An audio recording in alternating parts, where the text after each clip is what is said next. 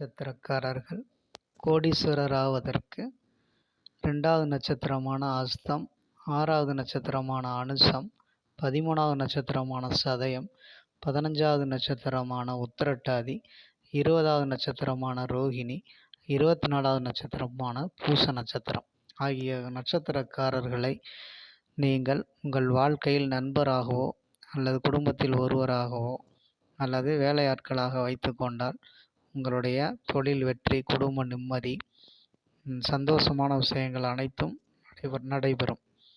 அதே நேரம் 16வது நட்சத்திரமான ரேவதி, 17வது நட்சத்திரமான அஸ்வினி, சந்திராஷ்ட நட்சத்திரமான பரணி, 22வது நட்சத்திரமான திருவாதிரை, மிருகசீரிஷம், புனர்பூசம் ஆகிய நட்சத்திரக்காரர்கள் உங்களுக்கு சோதனையும் வேதனையும் கொடுப்பார்கள். அதனால் இவர்களை தவிர்த்தால் உங்களுக்கு வெற்றியும் கோடீஸ்வர யோகமும் கிட்டும்.